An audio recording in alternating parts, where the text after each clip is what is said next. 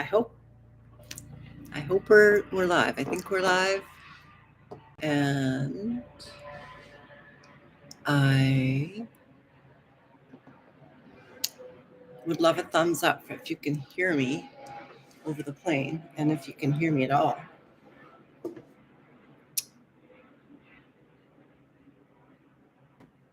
Somebody out there, maybe give me. Okay, great, cool.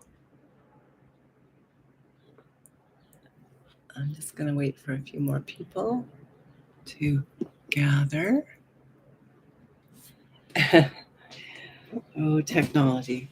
I remember watching one of my teachers figure this all out. And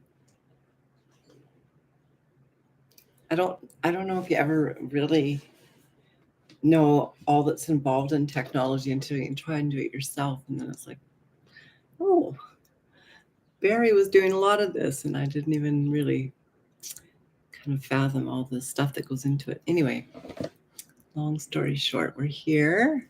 Some of us are here. And hi, Kim. Hi, Carrie. Good to see you all as you come in. It's a gorgeous day here in Vancouver. Yay, summer's here. I'm so happy about it. I'm sure most of you are too. Gardening is my saving grace right now, just because I'm in a computer a lot. So yeah, the nice weather is always a good reminder for me anyway to come back into the moment and get out into nature. So as you're coming in, I'm gonna tell a little story, and it's a story that my oh, I have the echo again, eh, Carrie? Let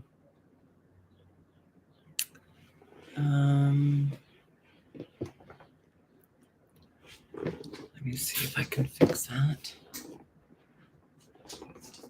That's no fun.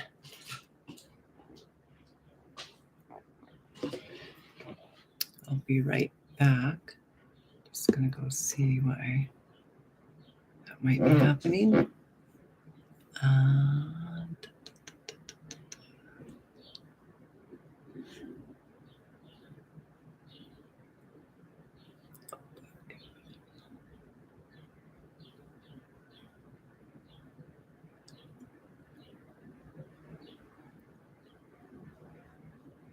Okay.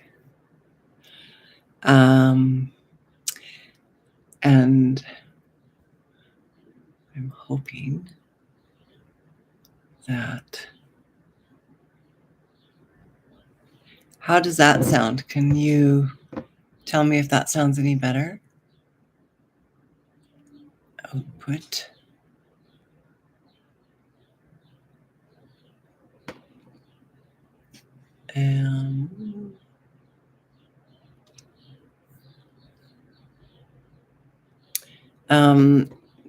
Better? Okay, good. Okay, great. Yay, okay. Here's this little story. And some of you may have heard it before, but I just love it because of its symbolism and relevancy. There's a fellow and his son, and they live in a very small village in the mountains in Nepal. And they're quite poor. They're farmers, and they have lost the mother. She died when she was giving birth to the son. So the only son and his father have managed for years and years living basically by taking, little bits of produce to the market. And they also had one horse, one mare. And this mare was a very well-bred mare. And one day, every year, the man would breed the mare, one breeding a year in a horse world. And that colt or that foal would get sold.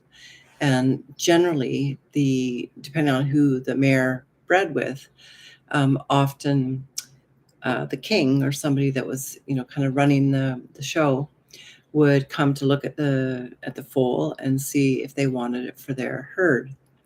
Anyway, long story short, every year the mayor seemed to find out in the wild some perfect stallion that often drew the attention of the royalty, and they would continue to buy the foal every year. And then one year, it just so happened that the mare got out and got away, and she didn't come back. And so the father was just devastated, and so was the son, because that was their only livelihood. And the villagers were also, quite upset. Anyway, they came up to the old man and they were like, "Oh, old man, what are you going to do now? Your livelihood is gone. Everything's upside down. You're never going to be able to, survive." And the old man said, "Well, yes, it's quite sad that the mayor is gone."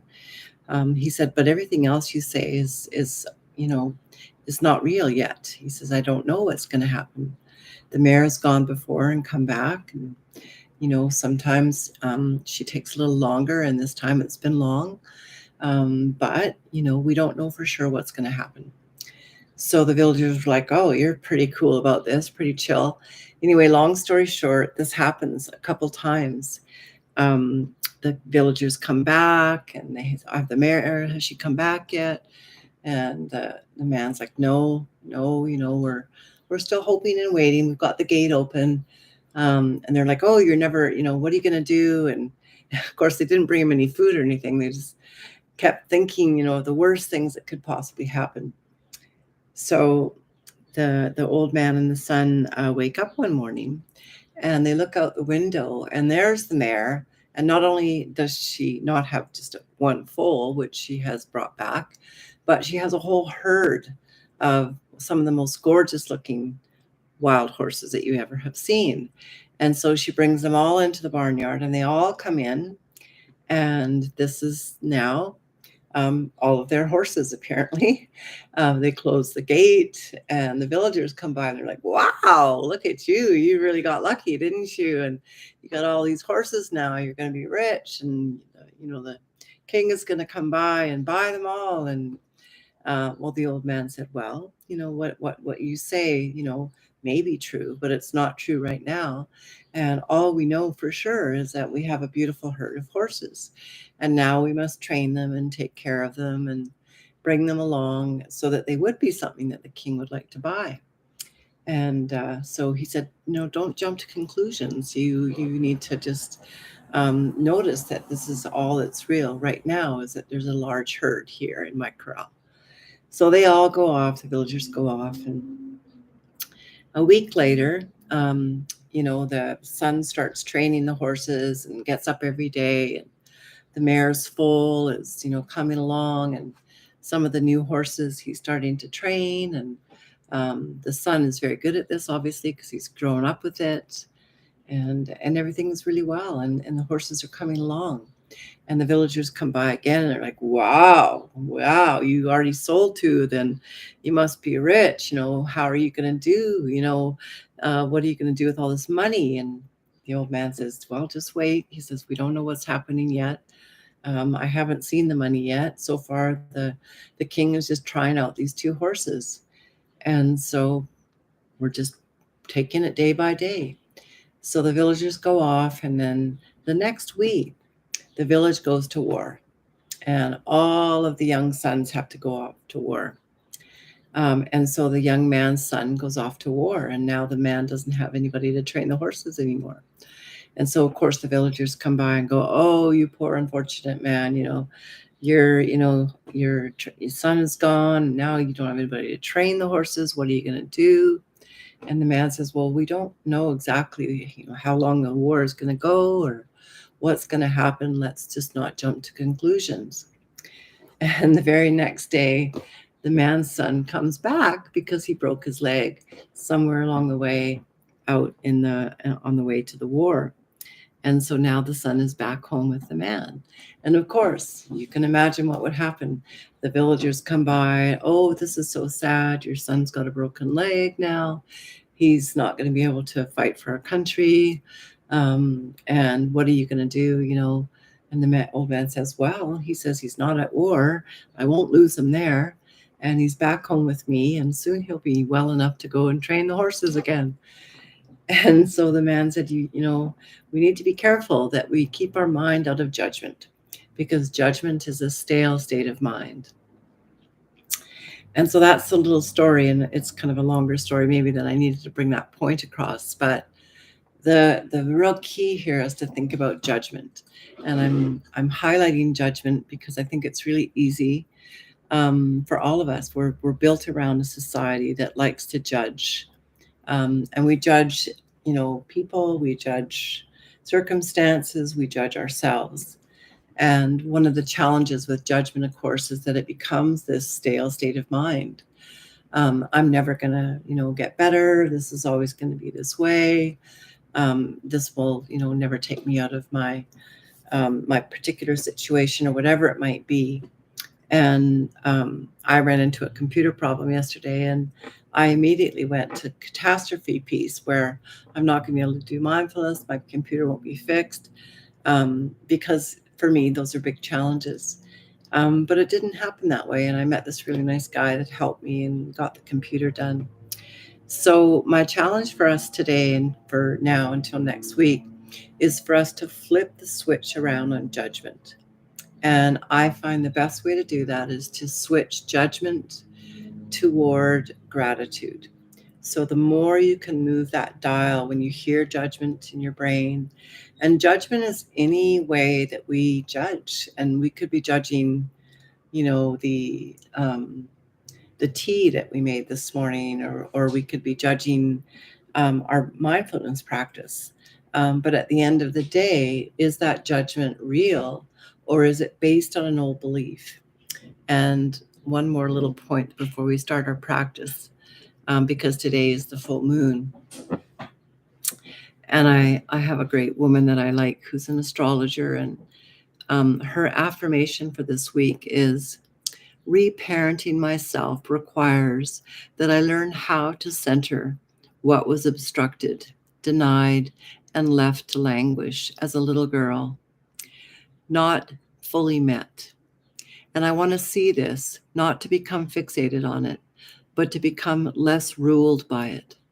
I don't need to stay stuck in a wound to understand it.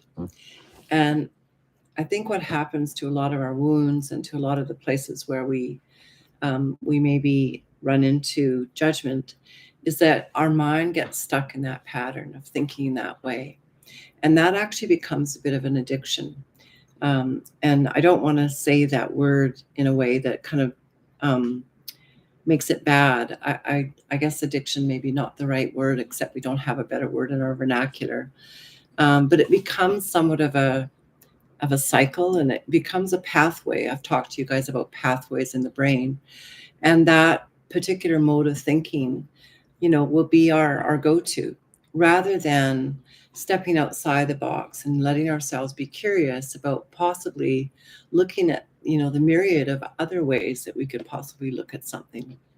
So that's our challenge, and we're going to meet that through our practice, through all of the different ways that we notice our thoughts, our feelings, and our emotions, and see if we can come to a place of neutrality and equanimity, where there isn't judgment and there's no fixation.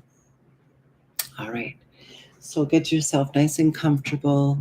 Find a place where you feel like you can rest in a dignified, upright position, and where you're not in any way, shape, or form in any strain. So as comfortable as possible. And then close your eyes and allow yourself to just draw your attention inward. And in this very first kind of pass in the landscape that you occupy behind your closed eyes, just allow yourself to do like almost a sweep, where you go from the top of your head, breathing in and exhaling and releasing all thoughts, all feelings, all emotions, right out down through your feet and into the earth. And let's do that 2 more times. So breathing in through the crown of your head, and then exhaling the morning that you just spent, the people you saw yesterday, the ideas, thoughts, dreams, whatever it might be. Just empty everything out, down through the spine, through the legs, into the earth on your exhale. And as you move into your breath in a little bit more of a conscious way, allow yourself to take a moment to also appreciate with gratitude that you're here sitting right now in a safe place. And then allow yourself to move into that gratitude, taking gratitude right into your tissue, softening the cheeks, softening the space in the corners of your eyes, softening the space from the forehead right up to the brow, and allowing the brow to release, as well as the forehead, as well as the hairline. And even maybe for you, you might notice that you can kind of let the brain relax away from the skull, which gives the brain this beautiful opportunity in this moment to pause.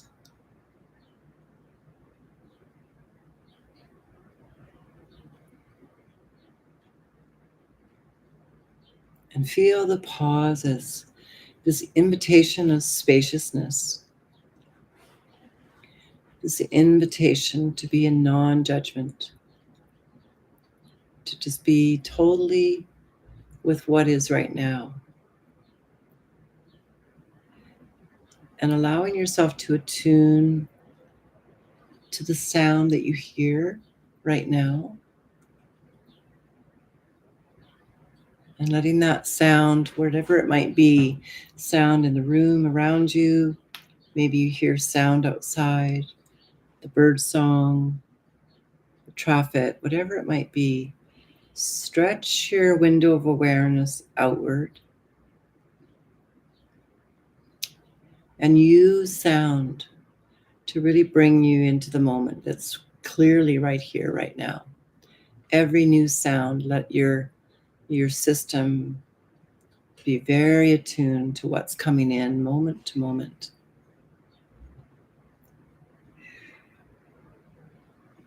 And then allow yourself to even expand that window of awareness and see if you can notice not just sound of the birds and the traffic, the loud sound perhaps, but even the more subtle sound. So the sound of the wind rustling,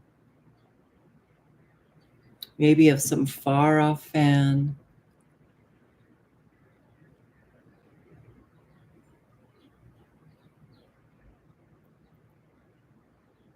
And then working with your practice, of course, keeping judgment out of the picture, continually cultivating that place of noticing sound without any opinion, just noticing and coming back into the next sound, noticing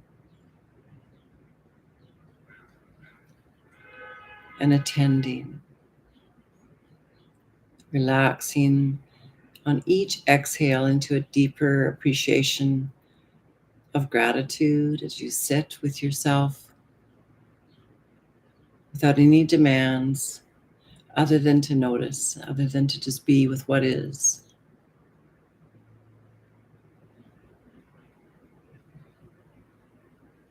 Some of us allow ourselves to give an invitation to the system through ideas of nature to relax. And so our next task is to move from sound to sight, to your sensory awareness of sight. And I'd like to invite you just to bringing from the sensory awareness of sound into your eyes and the space that you occupy behind your eyes with the eyes closed still. And just really take a moment to see if you see anything there. Perhaps light, possibly movement. And then let's stretch our imagination now and let's allow ourselves to see an image, Perhaps for you, it might be an image of an eagle looking down kind of over the water or the ocean or the land. And the eagle's way up on the perch. And that's kind of like you right now, watching your body, your senses, your thoughts. Or it might be a better image for you to actually imagine lying in a beautiful park under a tree and watching the clouds go by. Each cloud a moving thought or perhaps a moving emotion or feeling. Or perhaps the image for you may be a bird sitting on a fence and watching the traffic go by. And each thought, each sensation, each sound, each image, each feeling could be the movement of that traffic.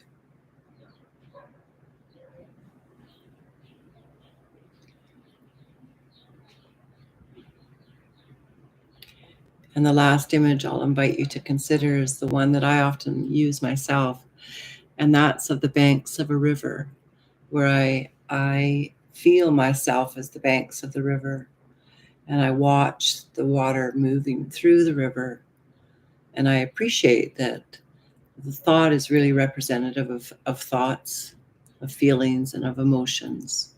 And the water is continually moving and changing, moving along these banks. And the banks are the essence of me, they're my awareness. And I can hold all that is and allow it to flow through me. So stick on one of those images for a few moments and allow yourself to really allow all that is to be observed from this beautiful vantage point of either the eagle, the cloud, the bird on the fence, or the banks of the river.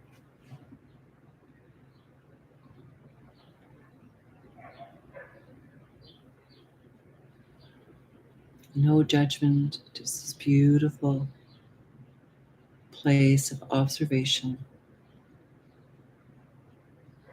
kind, neutral, witnessing.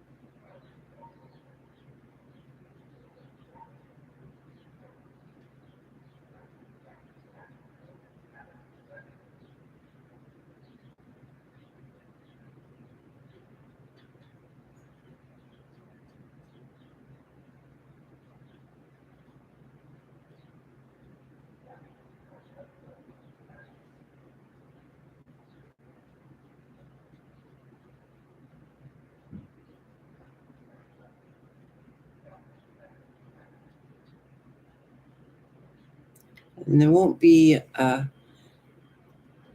moment probably that thought doesn't enter. But the challenge is, of course, is to not follow the thought, is to observe the thought, no matter what vantage you're sitting in.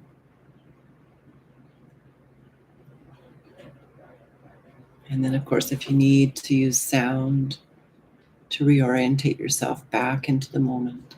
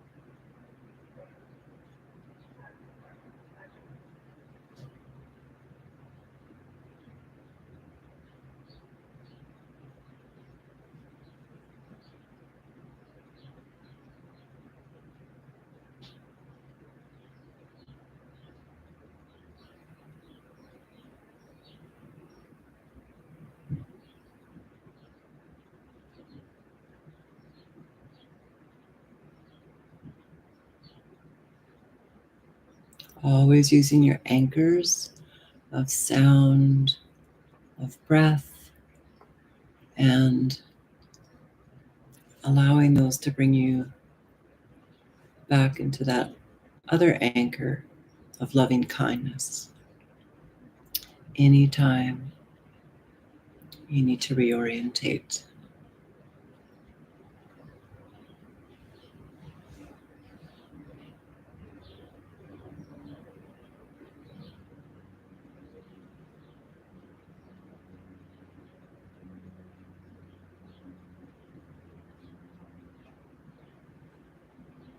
Reorientation back into your body, feeling your sensory body,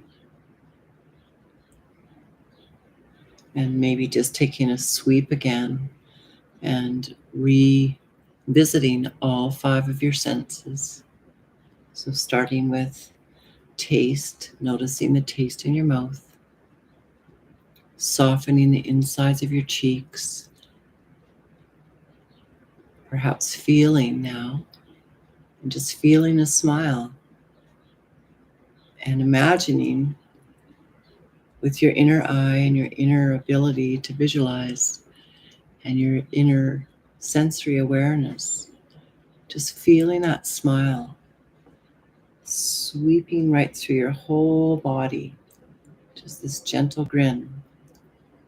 Even just thinking it will give your cellular body that beautiful receptivity of what it feels like to be smiled at. And then moving to the sense of smell, noticing if you smell anything in your environment. And then moving up into your eyes and noticing again your inner vision. And just allowing yourself to appreciate this incredible inner eye that we have, the ability to visualize. And then moving out to your ears and listening. Once again, as we draw toward closing, all of the sounds that you identify right in this moment where you are. And then also where you can also hear. So identifying the sounds close to you and then really stretching that out and bringing in as much awareness to the sounds around you.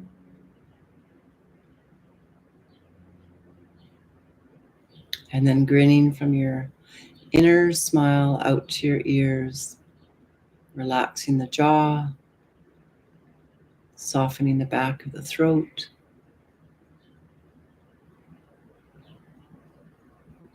And feeling that global inner smile again, just radiate right through you as you inhale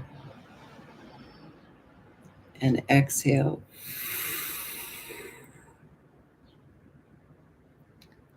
And we'll do a couple more breaths like that. I really am loving this breath that I've just rediscovered for grounding, and it's just simply blowing out through a straw. So inhaling in your normal breath and then through pursed lips.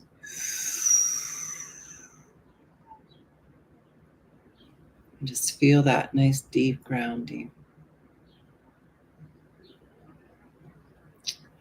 And remembering where you are in the room, feeling the shape of your body. And then when you're ready, opening your eyes to the beautiful day that's before you and coming back into your space with your eyes wide open in awareness. So, Carrie's sound isn't good. I'm a quad, yes.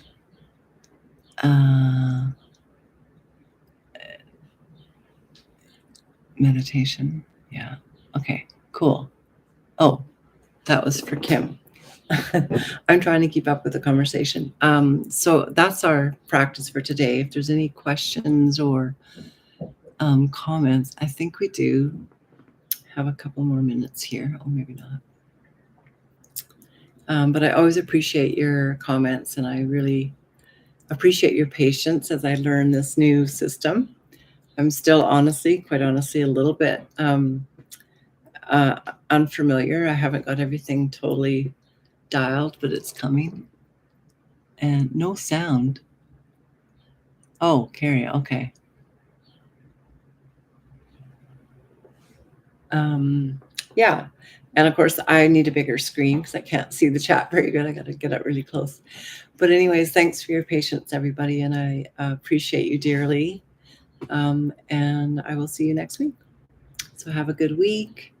And remember that little homework task that we have. So really just watching judgment. For me, it's a great awareness just to like be aware of how many times a day I judge.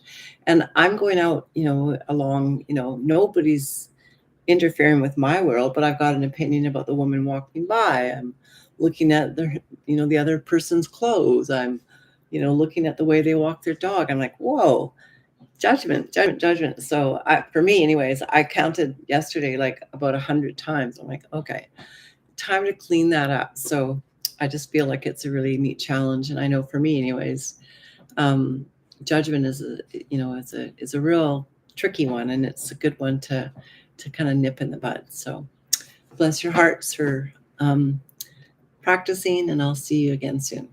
Bye bye.